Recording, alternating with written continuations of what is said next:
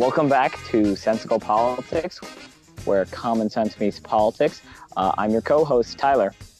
And I'm Spencer, joined with Jeremy Holt. And today we've got a few interesting things that has happened in the past week. We're going to be discussing Trump Jr. releasing his emails with the Russian ambassador on Twitter. We're also going to be talking about a bit of Antifa and political violence in the name of, being against something. And then we're going to be discussing Venezuela and their economic system. And we're going to be talking about net neutrality because that is all in the news today. So to start off with Trump Jr. releasing his emails with the Russian ambassador on Twitter, what are you guys' opinions on that? I don't know. It's definitely more significant, I think, than the whole topic is a little more significant than these past fake Russian scandals that the media has been concocting. But I don't think it's as big of a deal as they are making it out to be. I mean, collusion. There is no law against collusion. You're allowed to talk to other countries. It just depends the context of what you're talking about. If Donald Trump Jr. was in collusion with the Russians because they had, presumably, as the Democrats are saying, information about Hillary Clinton, then that was stolen information that is kind of dirt on her during the election cycle, then yeah, that would be illegal. But from what Donald Trump Jr. has been saying is it was basically a waste of 20 minutes and they didn't talk about anything significant. At the same time, remember during the campaign, the presidential campaign, whenever Bill Clinton met with, was it Bill Clinton? Well, someone met with a Democratic leader in the back of that airplane on that runway, and it kind of messed up the whole investigation, so much so that James Comey even had to get involved. But Hillary Clinton was like, oh, they were just talking about golf and grandkids, which is normal for them to talk about. So I feel like if we're going to say, no, that's a lie, obviously they were talking about something else. I feel like if we're going to be, moral and not biased, then it's fair to say I don't really trust Donald Trump Jr. So much so is because there's no evidence. If he just says, oh, we weren't talking about anything, I don't think it's fair to just be like, all right, whatever, we believe him now. We believe him, but we don't believe the other side because it doesn't fit our agenda. But so much so, there is literally, from what I can see, there's zero evidence at all that he did anything illegal, and until more stuff comes out, I'm going to stay by that. Of course, the media is hyping it up, but that's normal. So from what I can tell as well, I just want to add this. I was reading an interesting article recently about this topic, and it was actually posing him releasing the emails as actually a good thing, and that the Democrats and the media in general were spinning it as a bad thing. And so I'm just going to go ahead and try and summarize what I was reading. So one of the things about the article was that they were addressing that why did nobody wonder how a visa-denied Democrat operative from Russia was permitted to enter the country? So this person who was allowed to enter the country to meet with Donald Trump Jr. had actually been visa denied in the past, and it turns out that the reason why she actually managed to get into the country was because someone in the Obama administration allowed her to come in. And so a woman who shouldn't be allowed into the country was allowed into the country for the sole purpose of meeting Donald Trump Jr. and trying to give him bogus information, which he refused. Then she ends up hanging out with Obama's ambassador to Russia in a congressional hearing. And so pretty much somehow she's interconnected with Obama's Russian ambassador, and she somehow knew them well enough that she could get into that sort of meeting. And the person in the article is actually proposing that she was a plant and always had been, and that her meeting with Donald Trump Jr. was part of an ongoing narrative being built against the Trump campaign during the election year. And what's really interesting, what the person points out, is that the person who met with Donald Trump Jr. actually hates Trump. And they actually linked a Facebook post by this woman where she pretty much rants about how much she dislikes Trump. And honestly, at least in the persons who wrote the article, and I really like this perspective, is that it was 100% entrapment from the get-go. And to make it even worse, the Obama administration actually used it as a casus belli to wiretap Trump Tower and spy on his campaign.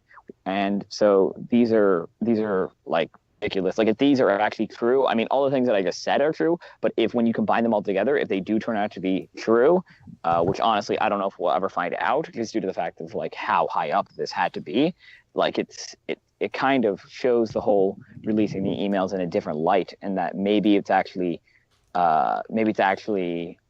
like Obama that planned this entire thing, or someone in the Obama administration to try and get Hillary elected. And what's so interesting is that if this is true, one of the reasons why we know that Donald Trump Jr. didn't take the fake information is due to the fact that the media and the Clintons and the Obama administration never released this information. They never released the fact that they let this woman come into the country to meet with Donald Trump Jr., which means that the plan for this sort of entrapment actually went wrong. And that's why the person who wrote the article thinks that it's actually that these emails coming out is a bad thing for the media, and that they're trying to spin it in a good way for them. But in all honesty, they would have released it much earlier if it were a good thing for them. Like, think about it. It had to come out from the president's son, when in fact, I mean, there's also evidence that there are people the New York Times had been working on it for like 6 months. But they didn't release it. It's been shown that they had these emails, but they didn't. Oh, they had. Well, I think it was. Exactly. No, I don't think it was the New York Times. It was the intelligence community, not the intelligence community, the investigative people in the government who were on that committee that actually had it since like April. Yeah, I don't think the New York here's the Times thing. People in the past. Oh wait, the New York Times did have it. Yeah, you're right. People. They were planning on releasing it, which is why Donald Trump Jr. privately had ideas about it. But the thing is that people in the past.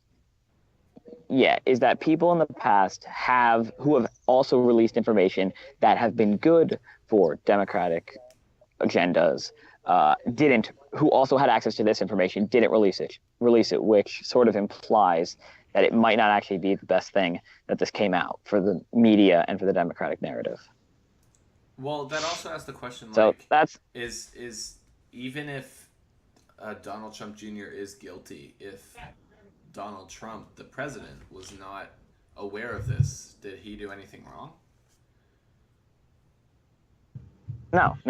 I think that's like where everyone's like going crazy over like either like a nothing or in fact something that goes in the exact opposite direction. But seeing as, you know, the media like to spin it however way they want, any way they want, there's nothing really we can do about it except for to talk about it and to present and I guess we'll keep facts. Because I'm sure more stuff will come out. Yeah. Well, yeah, the Russian collusion story is never going to end until Donald Trump is out of office. Yeah. It's a nothing. Yeah. It's a nothing, Berg. I bet it would be really funny if Donald Trump gets reelected, and then the next election cycle after that, no matter which side wins, I wonder if we'll still be blaming Russia. It's honestly a good question. Yeah. I remember Mitt Romney in 2012 when he was like, "Oh, Russia is like the greatest threat, like other country-wise." Everyone made fun of him, and now if you look every day in the news, it's like Russia this, Russia that, and he was like mocked for saying that Russia was like the up-and-coming threat to America. But now, like every day, the media is like making the public more and more scared of Russia interference. Yeah, it's weird how they somehow became more of a threat after they became not communist. Yeah. Yeah. All right. Well, I guess we'll just have to keep waiting for more stuff to come out for that. Jeremy, what are your takes on Antifa and their movement? Well, yeah, as I was about to say, like speaking of communism, we got our own street movement for communism, Antifa. Wait a second. For anyone who doesn't know, Antifa is short for. I thought they were anti-fascist, but aren't they? Yeah, the black clad with black/red flags are the Anti-Fascist League, or Anti-Fascist Action is what they put on their stuff. Is this anarcho-communist revolutionary group is what they are.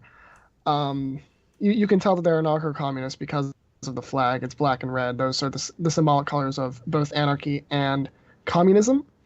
Whereas conversely, I'm sure people have seen the black and yellow flag for like "Don't tread on me," sort of anarcho-capitalism, meaning sort of libertarianism. But Antifa. Isn't it red and yellow? Sorry. No. It's yellow and black. What? Wait. The flag. The snake is green. The flag is yellow. The flag is yellow, yeah. And it's yellow and green. The grass is green. But, anyways, to not get into weeds, Antifa is a street communist group, basically, that is based around the world now. They've sort of risen as the alt-right has become a prominent figure in politics. These shady individuals who have been broadly defined, but people that we can certainly easily define. Those people would be like Richard Spencer, clear ethno-nationalists who don't really have a place on the right side of politics. That's why they call themselves the alt-right. So what has Antifa been up to, really? Well, Antifa, what they do is they hit the streets and they cause violence, typically clashing with people on the streets, whether or not they be counter-protesters or just individuals who want to come out and have a talk. They aren't in for talking, they're in for smashing. In Berkeley, earlier this year, they went and had a long extended fight with a bunch of counter-protesters who were allegedly Trump supporters. And they call it the Third Battle of Berkeley, which is honestly hilarious. But recently, in Hamburg, Germany, Antifa took to the streets in large numbers and demolished their sort of street fairs. The shops were looted, vehicles were set on fire, and they had themselves a grand old time. Obviously, the police didn't really do much. They're German police. But they have been committing violence in the name of starting a revolution, specifically a communist one. And so, really, the question will become like, what is the merits of communism? Tyler, what's your take on it? Yeah. So I honestly, I mean, I think that is kind of reasonable, but yeah, I'm sort of against Antifa, and I feel like if anyone says that they aren't against Antifa, how you want to pronounce it, I feel like they're kind of an extremist, because due to the fact that the Antifa group as a whole is rather extremist.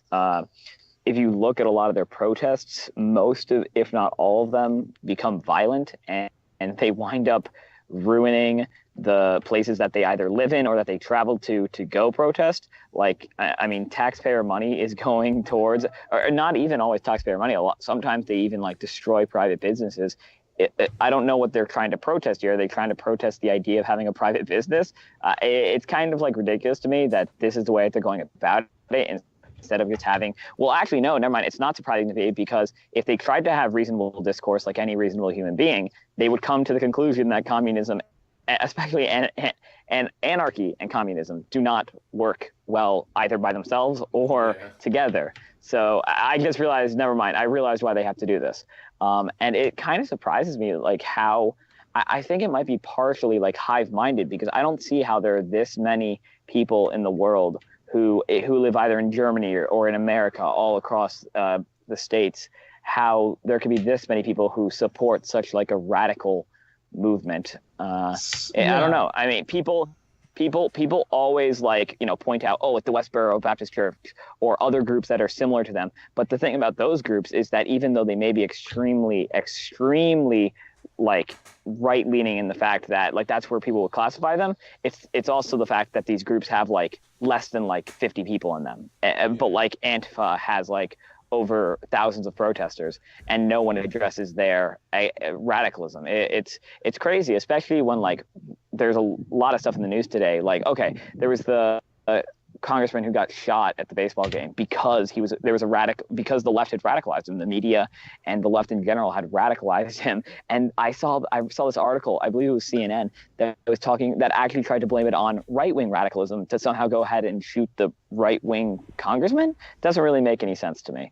And if I remember correctly, the people in Hamburg were protesting, or they were out in the streets protesting, destroying things in protest for Trump's G20 visit, right? Yeah. Yeah, it was about G20, which communists have been against for a long time. Yeah, so it kind of annoys me. The people who are doing it, it just surprises me that there are so many who join in it, and there are so many people who don't join in it, but who at least are not actively against it, or either just support it inactively. So it kind of surprises me. Well, yeah. The amount of people probably isn't that much, but yeah, if we want to compare extremes, if you want to compare, like, say the American Nazi Party, which they do actually have a website. I looked at it very recently. It's something that exists, and something that David Duke is tied to in a way. I believe it was like one of his friends founded it. But you can tell that these groups don't have a lot of people in them. At the most, they have like 1,000 members. These radical people would call them right wing, but ethno-nationalists. They don't have a lot of followers. Antifa does, and people, especially me, would classify them as individuals who are champagne socialists. People from the middle class who believe they have it bad because, like, in the UK, it's like housing. Public housing prices are going up or whatever. And then in America, it's about college education and healthcare. It's these middle-class kids who think they have it bad and are trying to protest in the name of the proletariat. But that's all it is. It's effectively what Karl Marx and Frederick Engels were. These middle-class to upper-middle-class individuals way back in the day. It's so sad, they had though, money. It seems like they're just being trained to think that everyone's against them, and they're poor because someone stole from them. It's also it's not even that they're poor; it's that they think that they're speaking for the poor, which is not necessarily a good thing. But yes, Tyler. I was going to say, the other day I saw this funny picture. It was from an Antifa protest, and it was a guy taking a selfie with his iPhone of, like, they were like burning some sort of like something on the street, but it was like him taking a picture of himself with his iPhone. And I was just thinking how hilarious that is, because if they actually lived in the system that they wanted to live in, iPhones wouldn't exist. Technology as we know it, the whole idea of that sort of like market, like the free market is what gets you your iPhones for, number one, so cheap, and number two, so efficient. It's just hilarious how they don't see the pure hypocritical nature of themselves. Is it requires like a little bit of responsibility and individualism that it just seems like they don't that these middle class kids are not used to. Right. That they've been given so many things, and now it's like, wow, I have to work, and they just don't want to do it. People in the high class don't care because they'll always have money, and people in the lower class are either trying to get up, or they don't have time to deal with this sort of protesting. They got to go work. I'm pretty sure we live in the best time in the history of the world where it's the easiest to change. You can change from social classes in one generation. Like, one person can do it. You weren't able to do that 200 years ago. Well, yes, if you think about, before we had these classical liberal societies and democracies, whenever we had monarchies, feudal systems, very strict social regimes, you had your peasants, you had your knights and clergy, and then you had the king all the way at the top, and that was it. You wouldn't be able to become, from a peasant upwards. You wouldn't be able to marry up to somebody who had money, or to even be able to have a skill or to go into a trade. In a lot of places, you had to be in a certain family, to be able to be like an artisan. Yeah. And that is very, very oppressive and very, very strict, and that's not something that people would call, that's pre-capitalist society. Yeah. And then once capitalism came along, the Industrial Revolution, the amount of people who were able to become what we would call middle class today skyrockets. Yeah. And now we have so many people living in society that have so much wealth compared to their generations before, and the innovations as well. if you were somebody who was the most powerful rich man in the year 1920, you would not be living as good as we are today. Right. People who are in the middle class, Yeah. even people who are the poorest classes of society, are probably still living a better life than the kings and queens of old. It's just such an awesome system. Yeah, that's like, I mean, that's like one of the lines that I also like in Wealth of Nations, is when he talks about, because of the free market system and because of the capitalist system, there are people who are in like the middle class or even like the lower middle class who, because of everyone working together in this one system, there are people who are living better even as a lower middle class than literal like tribe leaders in Africa, like actual people who have thousands and thousands of slaves working for them. You have better clothes than these people. You have better access to health. You have all these medical treatments, all these things that this person who literally has thousands of slaves and would be considered one of the richest people in that country, or in most countries, in all honesty, doesn't have access to that, because that's just not how a closed market without any sort of freedom works. Well, speaking of successful economic policies, Venezuela. Yes. Venezuela is the So opposite. Venezuela. Yeah, Venezuela used to be a very prosperous country, on the basis of the fact that they had a large amount of natural oil. Before, of course, we had Hugo Chavez, a radical Bolivarian socialist revolutionary or communist, whatever flavor you want to call him, really, came to power, flipped the government on its side, and made it a very oppressive, totalitarian regime that pawned away all of that wealth that nation created, and it is now one of the poorest nations in South America. It used to be one of the richest, and now it's almost nothing. Employment is so high. So is People it are just too far gone for anyone to do anything? Like, why don't are the citizens just not able to? I mean, obviously they're not able to vote, but are they? There's no uprising. There's no intervention. Oh, there's massive They're uprisings in the protesting. Oh, Yeah, streets. so they are. The Okay. problem yeah, is that they don't have any guns because they were taken away from them. Hmm. Not only that, but the regime has all of the guns and has very, very powerful ones at that. Helicopters, tanks. There was a video of a tank just rolling over a dude, a protester. So, uh, yeah, and I think at least ever since like Vietnam, and ever since, I mean, not even Vietnam's probably too old of an example, but if you go back to something, I mean, if you go to like Cuba, or if you go to like any of those places where the U.S. intervened, and in my opinion, there are specific reasons why these sort of interventions went wrong, and they aren't normally for the classically cited reasons, but these classically cited reasons are normally like, okay, let's stop intervening in these sort of countries, and let's just let them deal with it themselves.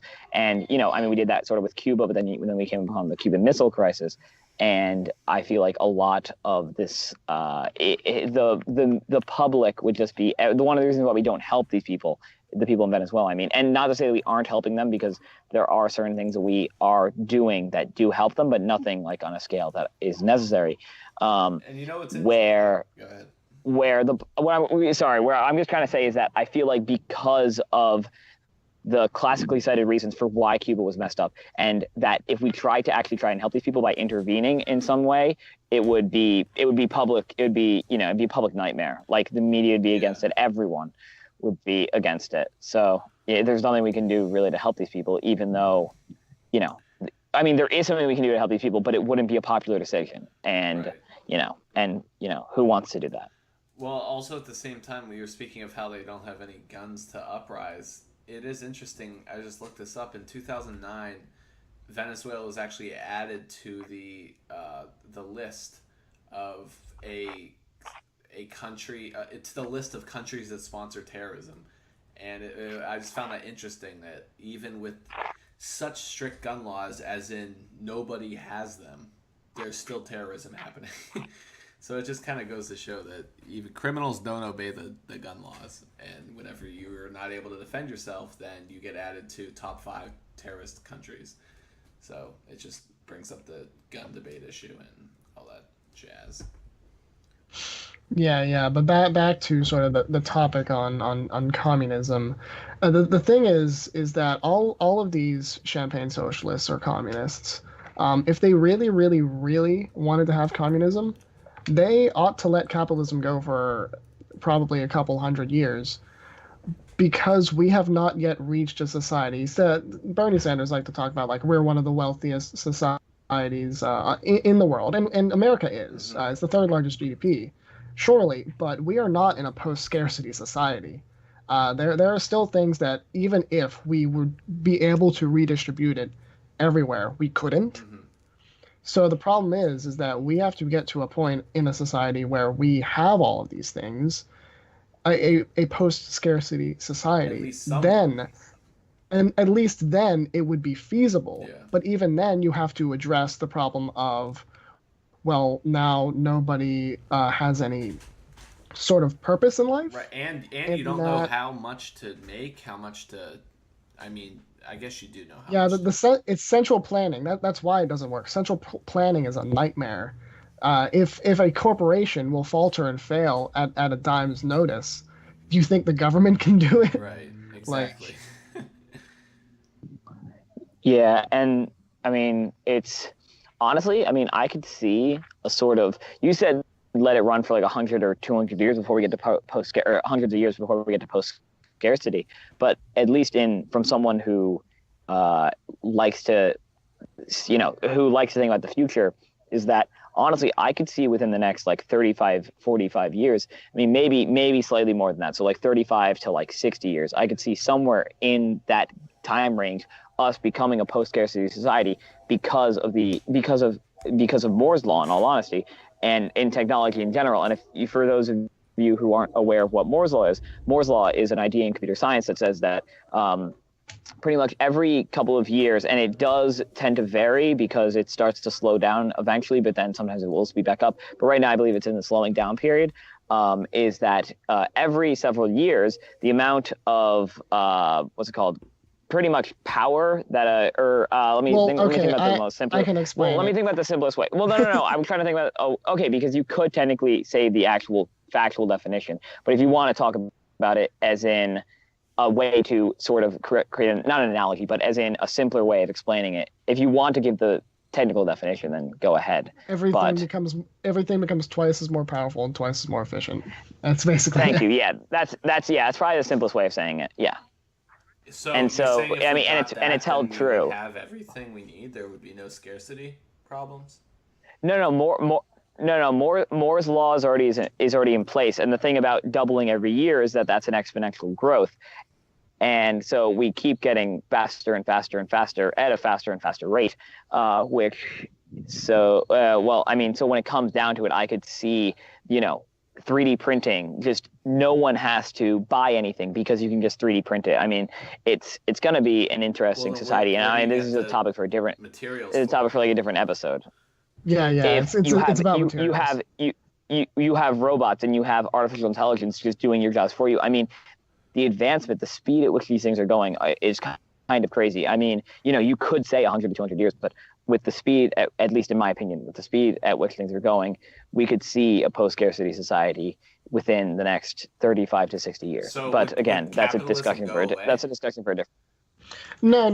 We're just talking about if we get to that point. That's the only point that communism could be feasible, because then you could theoretically redistribute everything to everyone. It's just the problems that would come afterward about people not being motivated, and what do we do then is a question. And that's a question that in video games and in movies, the cyberpunk genre tries to answer, which is I'm sure you've seen video games or movies about it, where it's a society that is so technologically advanced that we have to answer the problem of what do people do when we have robots and technology working together doing everything for us? What's then? And that's a question. A lot of the times, yeah. I mean, a lot of the times it's war, but yeah. Again, I mean, it'll be interesting when we get there. Yeah. All right. Well, we can move on to the last topic then, if we need to. Net neutrality. What's your take on it? Yes, net neutrality. Today is net neutrality day. I'm sure you've seen it everywhere that you've gone. It's probably on Twitter in some form of hashtags, and it's definitely on Twitch and other various sites that support net neutrality. Net neutrality. The idea about it is that internet corporations have to treat data all equally. So they can't charge more or charge less, for that matter, for connections to different websites.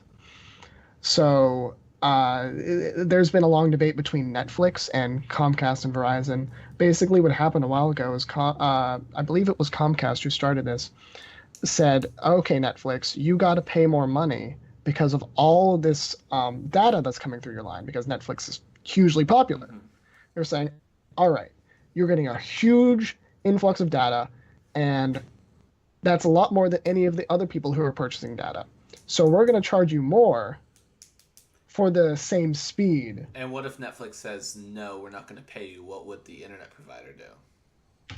Well, it was a long battle. Eventually, Netflix gave in, but they would just shut off the connection between the consumer and the provider. So if it did go through, if I had Comcast and Netflix didn't pay them, then Netflix would not be available. You wouldn't be able to. Yeah, you would just not be able to access. It'd be like poof, 404 error. It's gone. So it's like almost like it's like blackmail, kind of.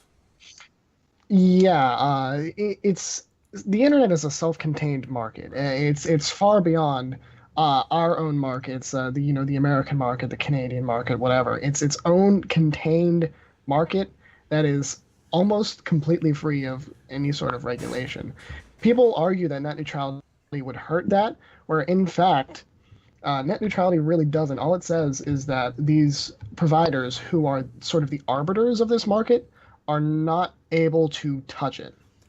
It's effectively preserving the free market. I would argue, of course, I don't know much about it, but I would say let them do whatever they want and let the consumers decide what they if that many people are angry, which I presume they would be if Netflix couldn't go through with that, they would switch internet providers and Comcast would lose money. Right? You would think that, but usually there's a lot of consideration in between it, and you know what will happen first is that Netflix will cave in before that, and they'll just continue to raise their rates. It just seems like it's similar to the issue of should the private bakery be forced to bake a gay wedding cake if they don't want to participate in that thing. I would argue that they shouldn't have to since they're a private business, and I feel like it would be similar for Comcast where the invisible hand would come in and punish them for doing something that the public doesn't agree with. But that's just my take on it. Yeah. I get that. It's sort of similar in a sense, but is slightly more complex given the circumstances of the market. They're kind of the gateway to the internet, and they don't really own the internet, so why should they be able to charge people for that? What is happening? What does that sound, Tyler? I don't think that's me. That was strange. What is it? Anyways, it's the problem that Comcast, Verizon, et cetera, are the arbiters of this market. They're basically, they didn't create the internet, but they are the arbiters. They say you get in or you don't. They're basically whoever stands at the pearly gates of heaven. They're the ones who say you go in and you don't. Right. So all net neutrality stands for is saying, these people do not get to decide what's at the gate, or who gets in, rather. They are only the ones who get to sort of charge everyone along the way. So it's like, everyone gets charged based upon the speed that they have. Mm-hmm. Whether or not you have 5 megabits up or down or 25 or whatever. They're the ones that charge the speed, but they're not the ones who get to decide what goes through it. Because of the nature of the internet and how complex it is, and the fact that these companies are not the intellectual property owners of the internet. Right. They're just the people who allow you to access. I think that's where it's different than the bakery, because it's not their product. They give you access to the product, which is publicly owned, I would say. Yeah, and at this point, internet. Sorry, Tal, I'll let you go after this, but internet effectively at this point is almost as important as electricity. I would say it's almost right. a utility in that sense. It is, but yes, Tyler. So here's what I was going to say is, so I can definitely see both sides of the argument here because I have a lot of people who are technical, who they're in the field of tech. So almost like every other day I hear them discussing, net neutrality, it needs to be a thing. And, they're very large fans of it, but I can also see it from the free market standpoint.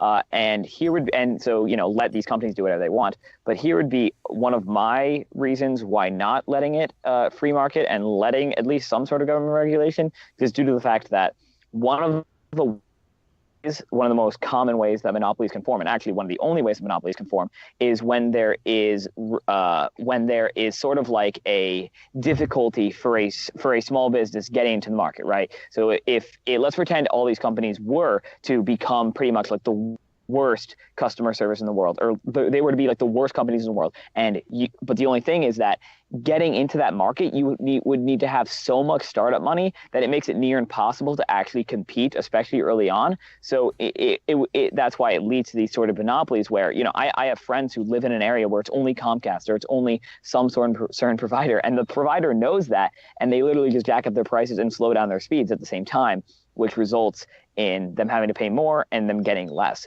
So it's sort of like that almost. I could see a lack of government restriction being encouraged from a free market standpoint, but I also see it from the fact of that these people are pretty much monopolies just due to the fact of the money, the capital restrictions placed on the market itself of becoming an ISP. So that's my take on it. Well, yeah. I totally laps my mind. That's the other issue about net neutrality is lots of people in America only have access to at most 2 providers. I believe it's an astronomical number, like 60% of people have access to either 1 or 2 internet service providers, which is crazy. And that's a lot. That has a lot to do with no restrictions on the lobbying of these new companies, because these companies have gotten laws in certain states and in certain localities where it says, I am the only one that's allowed to be here. I am the arbiter of the internet in this area. And that's not a joke.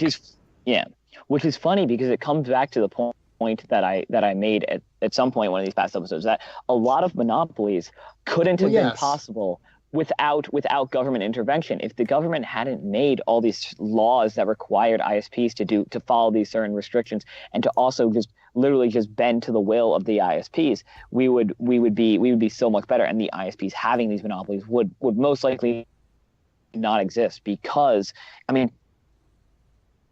you can see how much money these companies make money in the field if it were such an easy field to get into. But it's not, and that's, I think, part of the problem also is, as you were saying, government regulations and also just lobbying in general. So that's a topic. Yeah. That's something that is really close to home. Google was trying to launch, I believe they called it Google Fi. It was this crazy fast internet. Yeah. It was like $40 a month. You would have a gigabit internet, which I don't know if you know. That, I believe that's 125 megabits down and up, which is insane. If anyone understands that is an insane amount of bandwidth. You could have Netflix running. Yeah. You could have Netflix running individually on about 20. Let me try and do the math. I think it'd be like 25-ish individual people. While you're doing the math here, I just want to give you guys an estimate of how much that is. So if I'm going to take a guess and say that for any of you, that could range anywhere from 6 times as much you have right now to about double what you have right now. And if you want to check, you can go and online and just say like test my internet speed, and then it should give you some sort of speed in megabytes. And a lot of, my friends, it can range, as I said, anywhere from about like 15 to about maybe like 60-ish, and 60 is amazing, and a gigabyte is pretty much double 60. Yeah, a gigabit is 1/8 of a gigabyte, so it's 125. Or gigabit, sorry. Yeah, you're right. Yeah. My internet personally is 25 megabits, which means it's about 3 megabytes down. And I just did the math. So Netflix uses on average about 2 MB per second for its internet connection, and it would connect about 63 individuals on Netflix individually in one household with 125 if you were just using that. So that's crazy. Like that's for HD. Imagine how so fast if your everyone was download streaming, speed would be. well, yeah, that's the thing. 125 megabytes downloading You could download a full is movie in crazy. like a minute and a half. You could upload a full movie in a minute and a half too. That's how crazy that is. Yeah. And that the thing is that in other countries, their internet is actually state run, and it's very interesting. Again, the Scandinavian countries, they have crazy internet speeds, but their internet is indeed run by a single entity. Remember whenever the power went out in like Dubai or something, and so all their internet went out too. And I don't know if it was Dubai. It happened last year. Never mind. But it was one of those state-run, locally public Wi-Fi's.